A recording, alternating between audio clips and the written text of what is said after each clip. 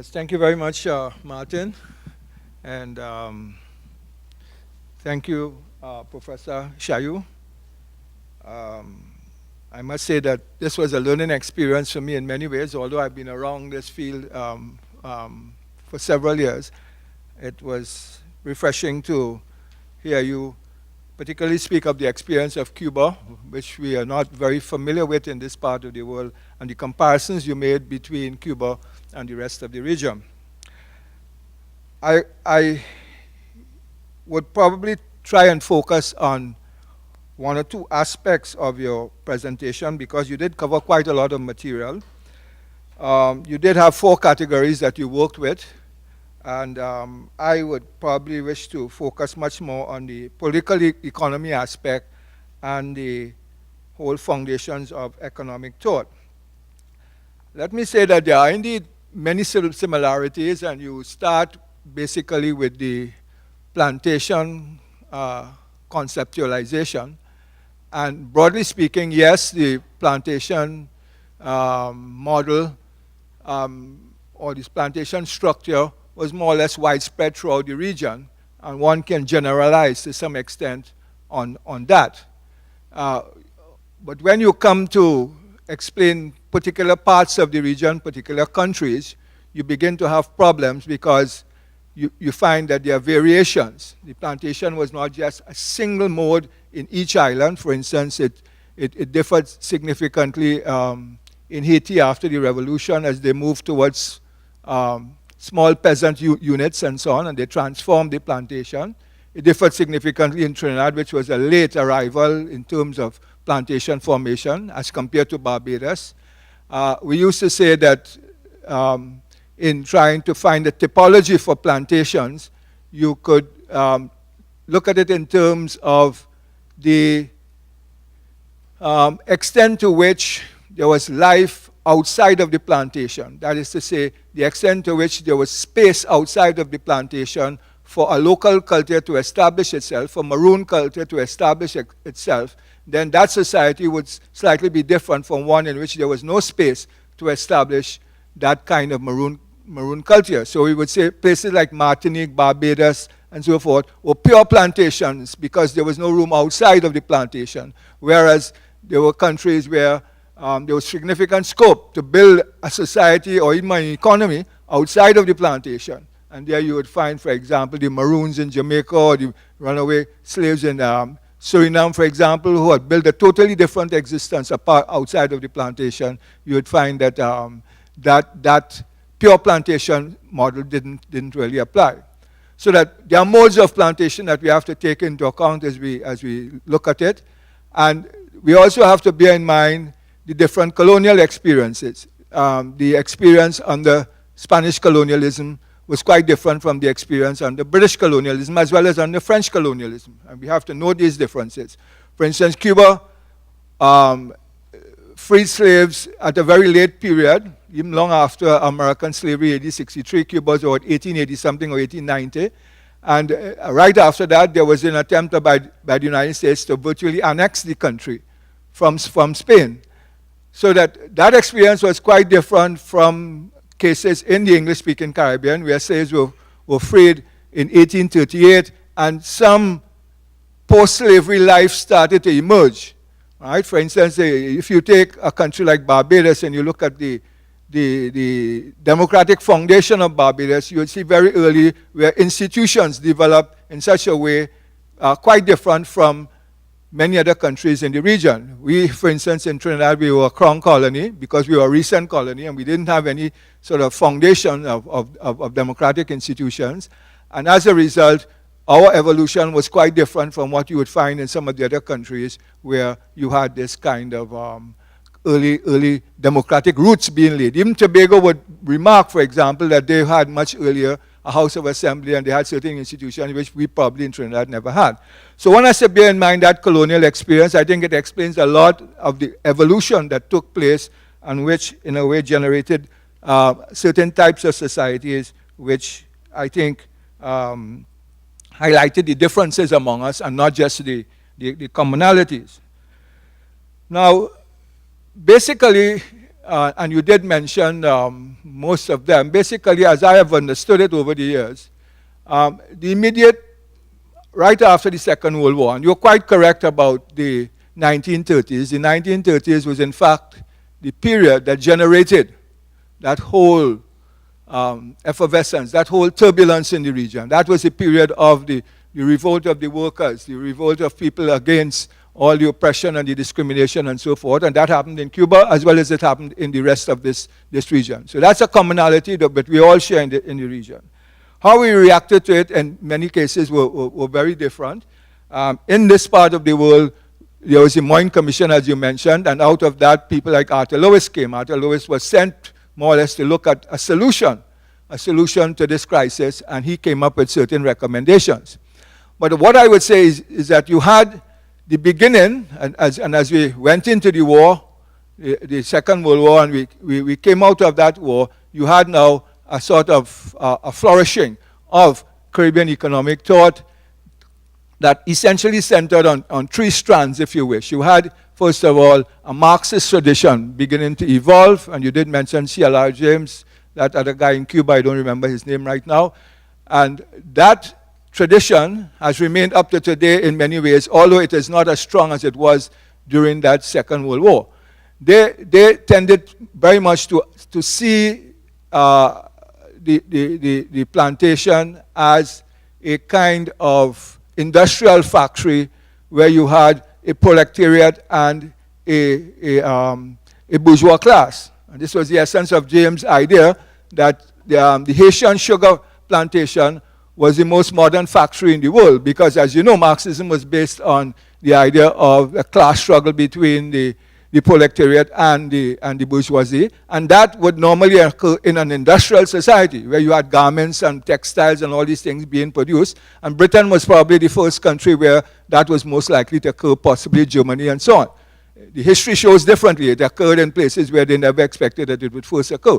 But in the Caribbean, James came and he began to look at Haitian society, and he described it more or less along those lines, and he felt that it was essentially a kind of Marxist revolution and an attempt to build some sort of Marxist system. So that Marxist tradition started there, and it evolved over time, and it found full expression in Cuba right after 1959, and the Cubans, what they attempted to do was to try to adapt socialism to some kind of Caribbean reality. Graciela did mention, for instance, the idea of how you construct a socialism in a peripheral country, and how do you understand that it is going to be quite different given the culture and so forth. A lot of these people like Che Guevara and so forth were very much concerned with that. How do you make what they would call a subjective socialism as compared to an objective socialism? Objective socialism is where you let the social forces, the means of production do operate, and that would generate the class conflict or the class war, and out of that would come this sort of new society. Well, they saw it quite differently. They saw it that, you didn't have to have that to have a socialist revolution. All you needed is for, let's say, 6 of us to sit down in here and decide that we needed a Marxist revolution, and we go outside there and we make a Marxist revolution, which was essentially how the Cuban Revolution took place. But the Marxist tradition was there, and it was strong, as I said, after the Second World War. As we came to the end of the 50s and 60s, we began to see a different kind of thought evolving. And let me, before that, say, for instance, that Arthur Lewis came, and Arthur Lewis brought the neoclassical tradition, which is still with us today. And that tradition essentially was based a lot on some of the thinking in England, Ricardo, Smith, John Stuart Mill, and so forth, that political economy tradition that evolved in Britain. And Arthur Lewis thought in many ways that he could beat the British on their own soil or on their own game. He came up with the revolutionary idea that you could industrialize these countries, right, based upon some notion of comparative advantage. Now, this may seem to you kind of, but it was a fundamentally revolutionary idea because nobody thought that you could put on industry in this part of the world. These were backward colonies in agriculture with some mines and so forth. What were you talking about laying down industry there? But what Lewis did was essentially to use the Ricardian model of comparative advantage to show that if capital was mobile, if you allowed capital to move freely around the world, then the surplus labor that existed in these islands was cheap enough to produce garments and textiles here, and they could export these things either back to England or to Latin America. And the foreign capitalists, the British capitalists, were needed. This is what he talked about, foreign investment being important, because we didn't have the entrepreneurs, we didn't have the skills, we didn't have the access to the markets, which was probably, I think, the most important thing. We didn't have access to those markets, and we would need those capitalists to come here until we learn what he called the tricks of the trade. Tricks of the trade over time. We would acquire them, and then we would build our own entrepreneurial class. So that was the model, the neoclassical model that Lewis came with, and those ideas are still with us today. They have, in my view, tended to highlight a lot the importance of exporting. I think Lewis identified the significance of us as small countries being exporters, and if you are going to be exporters, you have to compete, you have to find comparative advantage, and you have to some extent allow the market to identify what are those things that you're going to export. The market will send proper signals in terms of price, quality, etc., for you to be able to come into that export game. So Lewis was key in that sense after 1935, when Graziella mentioned some of his work. A lot of that is still with us today, those basic ideas. Of course, he was a political scientist. He was also a political scientist in the side. He touched also the political side of it, not as much as some others. And some of the ideas he wasn't a big fan of the Westminster system. He felt that for this to work very well, you had to have what he called the con-associational model, because in plural societies you had difficulties with proper representation and so forth. So he tended to try to figure out how you could get a better system of representation, something which he was commissioned to do a bit with West Africa, I think for Ghana and a few of the other British colonies in West Africa. But he came up with a different model which he think could best implement that economic policy. So that tradition was laid there, that neoclassical tradition that was followed later on by people like Harris and some others in Jamaica and so on. And then in between the neoclassical and the Marxist tradition, you have the structuralist one. There is where you have people like Lloyd Best, Carrie Levitt, you have Beckford, persistent poverty, Norman Gervan, Clive Thomas, and so forth. Some of you are familiar with these readers. What these readers basically did was to say, look, we needed to look at the structure of the economy and see what was necessary to transform it. Okay, there was this idea that what the plantation did, or even if you didn't have a plantation, but what is essentially you were locked into a metropolitan system, which told you basically what you had to produce, and that created a kind of permanent dependency. You couldn't come out of that being a developed country so long as you were locked in that, because you were passively being incorporated into that world system. And the only way you could change it if you became much more active and tried to transform that system into something much more productive, and where you would deal with problems of diversification, poverty, and all the other ills that we know about. So that structuralist school emerged. It came side by side with the Latin American school, which was existing at the same time, with people like Sunkel, Cardoso, Prebisch, and all of them. That's a similar kind of school. And in many ways, you have parallels that continue even today, because you have the neo-structuralist school evolving in Latin America now, Ocampo and all of them, and they're revising the old structuralist school. And we also have revisions of the structuralist school taking place here in the Caribbean already. There's a piece by Norman which he talks about how you change the old structuralist school in the region and accept some kind of open regionalism with a developmental state. And this idea that you need to have a much stronger state in order to promote development and do a number of things. And you can't leave too much up to the market. So basically, those three traditions have been there in political economy over the years. We don't talk too much about there's probably a fourth one which we haven't looked at, in my view, in much depth, because we don't tend to regard it as as dealing much with the economy, and that is the old negritude school or black nationalist school that evolved essentially in the French islands, Martinique, particularly in Haiti and so on. And we had some of it here in 1970 with a kind of perspective that a particular kind of economy or economic and social organization was necessary that was rooted to some extent in the experience of the slaves and in the experience of the ancestry of the slaves, and one needed some kind of system of communal solidarity. Very much I remember Lloyd Best used to talk very much about consuming and producing based on the Haitian model, because in that period of isolation, the Haitians had to consume and consume what they produced. And they were able to survive over the years, and he felt that this was very useful for us to look at because we had a similar experience during the war where we couldn't get access to certain goods and we had to innovate and we developed alternatives, which was quite a part of the model that he had constructed.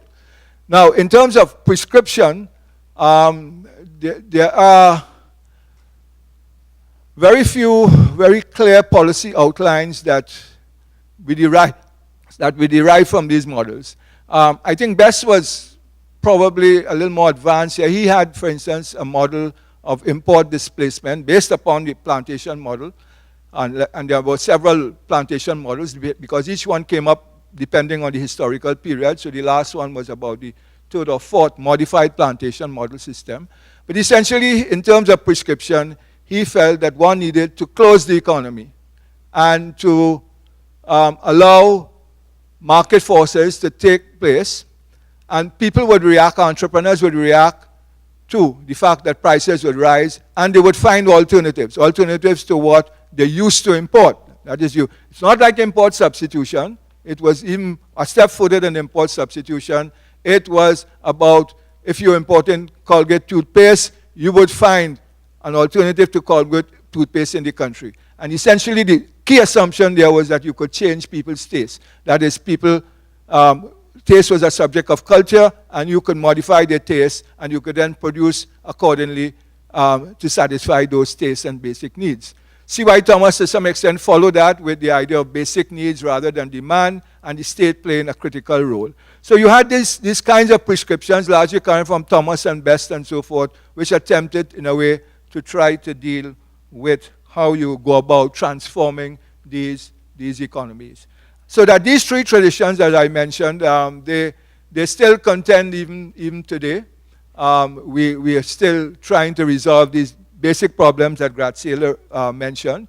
That is, how do you successfully transform these countries into a much more diversified structure? How do you deal effectively with poverty? What's the right balance between agriculture and industry? And how do you now, in that time, there wasn't much discussion about services. A lot of the economies today have evolved into service economies, and you have to take that into account in terms of their future. Some of them may not have a future in industry, as we thought years ago, so that you have to see services in a kind of different light. So essentially, this is what I would say in terms of in terms of my comment. There are lots more that one could comment. I mean, it was a rich presentation in terms of its diversity, and I certainly cannot cover it all in 10 minutes. But this is my brief comment, and maybe at some later date, I've took some copious notes, so maybe at some time I may write a fuller comment on Graziella's presentation. Thank you very much.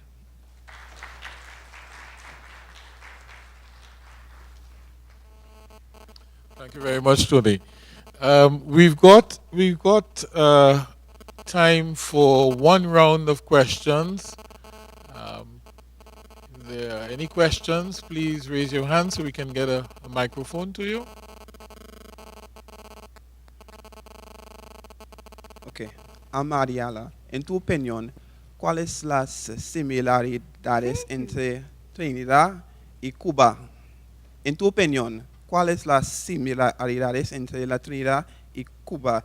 En tu presentación destaca aproximadamente dos áreas, por ejemplo, la historia y la economía. En tu opinión, ¿qué es el esquema en el futuro para el de desarrollo en la Caribe. In English, you mentioned a number of points with regard to development, specifically with regard to Cuba and Trinidad. You mentioned the history of Cuba with regard to Trinidad. You mentioned the economy of Trinidad and Tobago. Well, what is your thoughts on development with regard to the Caribbean going forward?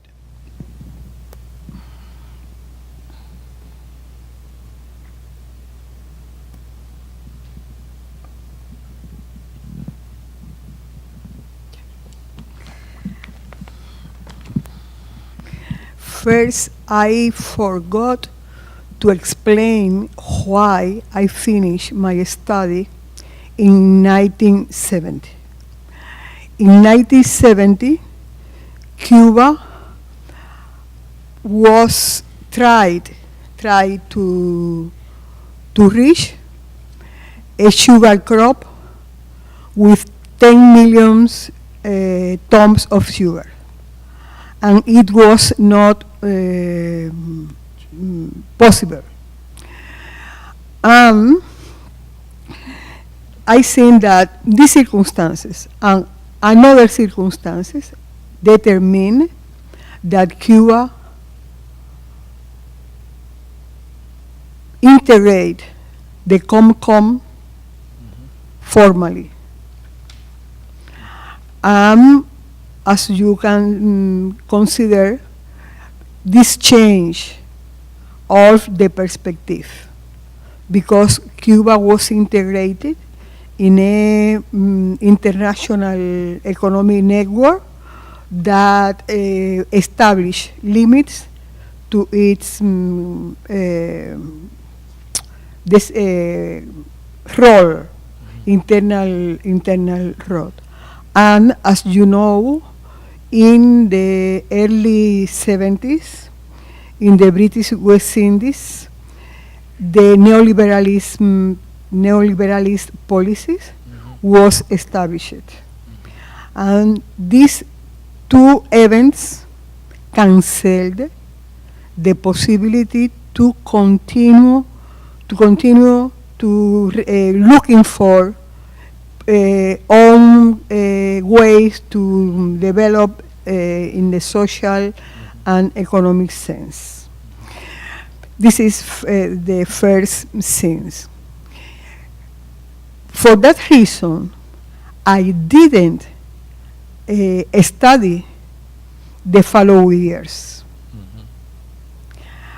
I can speculate about Cuba and Trinidad and Tobago. In 2011 or 11-12, the Caribbean Festival in Santiago de Cuba was dedicated to Trinidad and Tobago. And the magisterial conference was gave by James Millet. And his conference was a comparison between Cuba and Trinidad and Tobago. And I can't reproduce this conference here, but the idea is the same. We have differences, but in the essence, we are the same. Now, I think that Cuba and Trinidad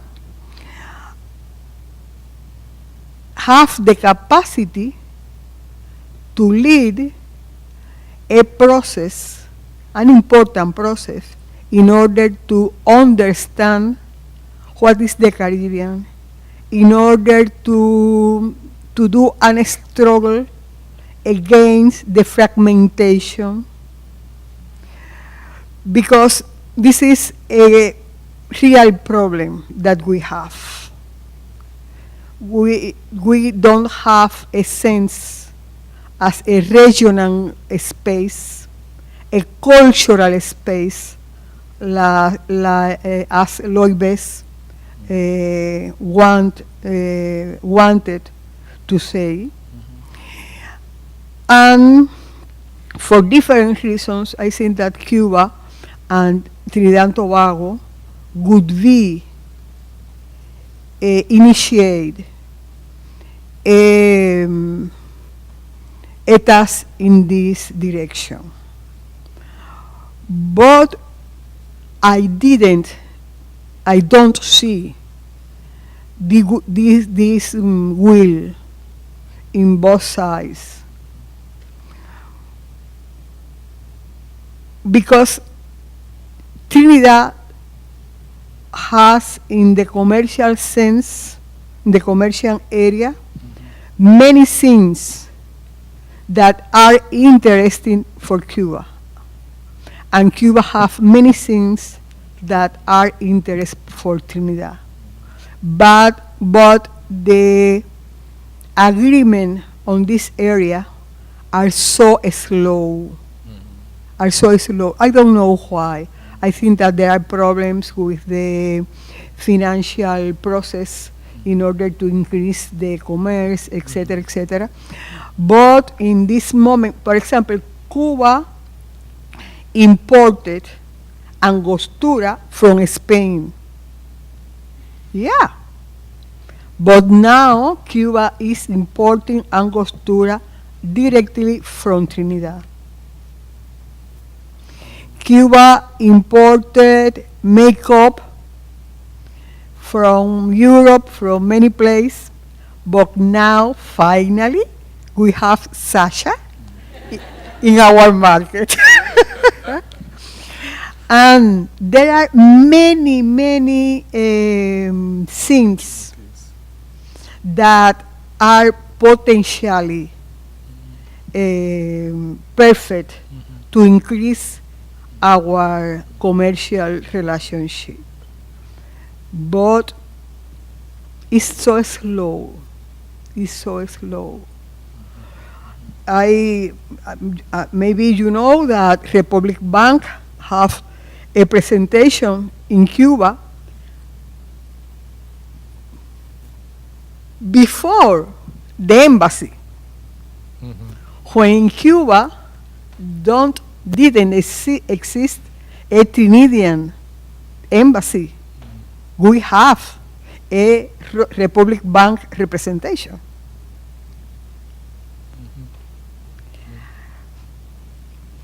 I have only to say that. Thank you very much. Thank you very much. Could we show our appreciation to Dr. Graciela?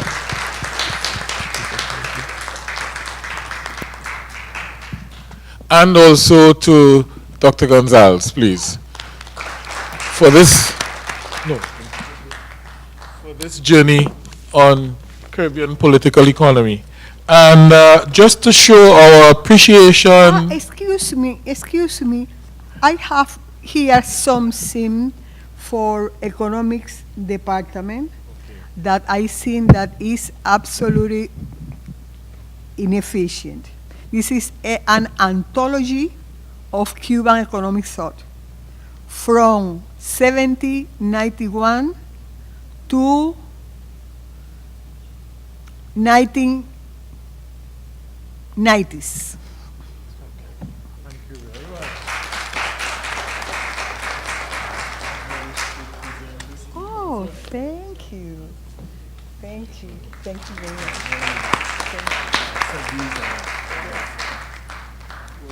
One for colonial, one for Republican, and one for revolution.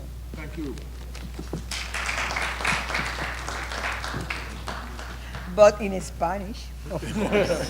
So that brings us to the end of session 3, and we will move very quickly into session 4.